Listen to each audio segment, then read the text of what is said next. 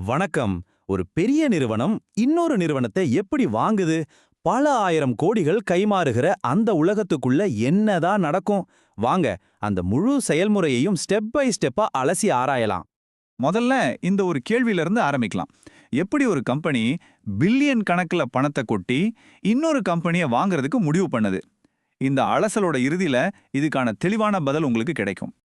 இந்த மொத்த விஷயத்தையும் சிம்பிளா புரிஞ்சிக்க இதை ஒரு வீடு வாங்குற மாதிரி கற்பனை பண்ணி பாருங்க. நம்ம கனவு இல்லத்தை தேடும்போது ஒரு லிஸ்ட் போடுவோம்ல, பட்ஜெட் எவ்வளோ, என்னென்ன வசதி இருக்கணும்னு எல்லாம் யோசிப்போம் இல்லையா? அதே மாதிரி தான் இதுவும். இந்த ஒப்பீடு நமக்கு கடைசி வரைக்கும் ரொம்ப உதவியா இருக்கும். சரி, இப்ப நாம முதல் கட்டத்துக்குள்ள போறோம். அதுதான் இணைப்பு மற்றும் கையகப்படுத்தல், அதாவது மர்ஜர்ஸ் அண்ட் அக்விசிஷன்ஸ். சுருக்கமா சொன்னா M&A. இதுல முதல் படியே ஒரு கம்பெனியை வாங்கறதுக்கு முன்னாடி நம்ம ஏன் வாங்கணுங்கிறதுல ரொம்ப தெளிவா இருக்கணும். அதுதான் எல்லாத்துக்கும் அடித்தளம். இங்க தான் உத்தி சார்ந்த ஒருங்கிணைப்பு அப்படிங்கிற ஒரு முக்கியமான விஷயம் வருது. சிம்பிளா சொல்லணும்னா, நீங்க வாங்க போற கம்பெனி உங்களுடைய பெரிய குறிக்கோளுக்கு உதவணும். சும்மா திடீர்னு ஒரு முடிவு எடுக்கிறது இல்ல, ரொம்ப யோசிச்சு திட்டமிட்டு எடுக்கிற ஒரு முடிவு இது.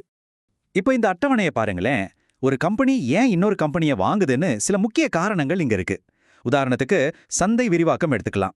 இந்தியாவில் ஒரு கம்பெனி நல்லா வியாபாரம் பண்ணுது. அவங்க அமெரிக்காவுக்குள்ள போகணும்னு நினைச்சா அங்க ஏற்கனவே இருக்கிற ஒரு கம்பெனியை வாங்குறது தான் சுலபமான வழி. இல்லனா புது டெக்னாலஜிக்காகவோ அல்லது திறமையான ஊழியர்களுக்காகவோ கூட இந்த கையகப்படுத்தல் நடக்கலாம். இப்படி ஒவ்வொரு டீலுக்கு பின்னாலையும் ஒரு தெளிவான நோக்கம் நிச்சயமா இருக்கும். சரி, ஏன் வாங்கணும்னு முடிவு பண்ணியாச்சு. அடுத்த கேள்வி, யாரை வாங்கலாம்? ஆயிரக்கணக்கான கம்பெனிகள் இருக்கிற சந்தையில சரியான சில கம்பெனிகளை மட்டும் எப்படி தேர்ந்தெடுக்கிறாங்கன்னு பார்ப்போம்.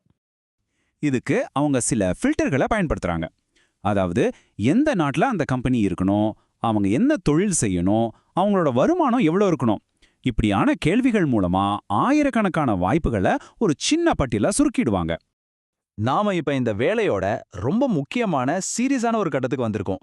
இங்க தான் உண்மையான விசாரணை ஆரம்பிக்கும். அதாவது, தேர்வு செஞ்ச ஒவ்வொரு கம்பெனியையும் ஆழமா ஆய்வு செய்யற வேலை. ஒரு கம்பெனி நமக்கு பொருந்துமான்னு பார்க்க இந்த 4 விஷயங்களை செக் பண்ணுவாங்க. அவங்களுடைய மார்க்கெட் நமக்கு சரியானதா, அவங்க டெக்னாலஜி நம்ம கம்பெனியோட பொருந்தி போகுமா, அப்புறம் ரொம்ப ரொம்ப முக்கியமா அவங்க வேலை செய்யற முறை, அதாவது அவங்களுடைய கலாச்சாரம் நம்ம கம்பெனியோட ஒத்து போகுமா. இப்படி ஒவ்வொரு கேள்விக்கும் பதில் தேடுவாங்க. அடுத்தது ஃபினான்ஸ். ஒரு கம்பெனியோட நிதிநிலையை முழுசா செக் பண்ணணும். அவங்க வருமானம் எவ்வளவு, EBID மார்ஜின் எப்படி இருக்கு.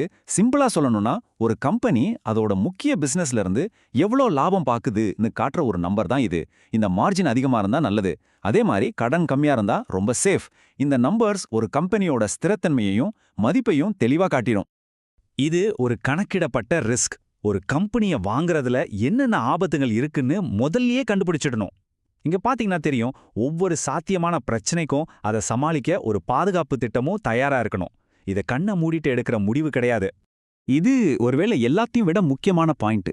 ஒரு டீலுங்கிறது வெறும் நம்பர்ஸ் பத்தினது இல்ல, அது மனிதர்களை பத்தினது. 2 கம்பெனியோட கலாச்சாரமும் ஊழியர்களும் ஒன்னா சேர்ந்து வேலை செய்ய முடியுமாங்கிறது தான் $1 மில்லியன் கேள்வி. இது சரியா அமையாததால தான் டைம்லர் பென்ஸ் கிரைஸ்லர் இணைஞ்ச மெகா டீல் பெரிய தோல்வியா முடிஞ்சது. அதனால கலாச்சார பொருத்தம் ரொம்பவே முக்கியம். சரி, இப்ப எல்லா ஆய்வுகளும் முடிஞ்சது. இந்த தகவல்கள் எல்லாம் சேர்ந்து ஒரு முக்கியமான இறுதி முடிவை நோக்கி நம்மள கூட்டிட்டு போகுது. கிளைமேக்ஸை நெருங்கிட்டோம். இப்போ இறுதி கட்டத்துக்கு வந்தாச்சு. இந்த ஆய்வு எல்லாம் ஒரு உறுதியான திட்டமா எப்படி மாறுதுன்னு பாருங்க. முதல்ல டார்கெட் கம்பெனி கிட்ட மெதுவா பேச்ச ஆரம்பிப்பாங்க. அப்புறம் சட்ட ரீதியாகவும் கணக்கு வழக்கு ரீதியாகவும் ரொம்ப ஆழமான ஆய்வுகள் நடக்கும். இந்த எல்லா ஸ்டேஜையும் தாண்டினதுக்கு அப்புறம் தான் கடைசியா போர்ட் மெம்பர்ஸ் கிட்ட இறுதி ஒப்புதலுக்காக இந்த டீலை கொண்டு போவாங்க. இதுதான் இறுதி பரிந்துரையோட சாரம். இந்த மாதிரி ஒரு சக்தி வாய்ந்த தெளிவான வாக்கியம் எடுக்க போற முடிவோட முக்கியத்துவத்தையும் அதுக்கு பின்னாடி இருக்கிற தெளிவான திட்டத்தையும் காட்டுது. இது வெறும் வாங்குதல் இல்ல, உலகளவுல வளர்றதுக்கான ஒரு பெரிய படி. ஆக, ஒரு பெரிய கேள்வியில் ஆரம்பிச்சு ஒரு தெளிவான பதிலுக்கான பயணம் இங்கே முடியுது. ஒரு நிறுவனத்தை வாங்குறதுக்கான முழுமையான டேட்டா அடிப்படையிலான திட்டம் இப்போ தயார். இந்த அலசல ஒரு யோசிக்க வைக்கிற கேள்வியோட முடிப்போம். எல்லா டேட்டாவும் திட்டமும் பேப்பர்ல பக்காவா இருந்தாலும் போர்டு ரூம்குள்ள மனுஷங்களோட ஈகோ உணர்ச்சிகள் நுழையும் போது என்ன நடக்கும்? அந்த பெரிய கார்ப்பரேட் முடிவுகளை இது மாற்றி விடுமா? இத பத்தி நீங்க என்ன நினைக்கிறீங்க?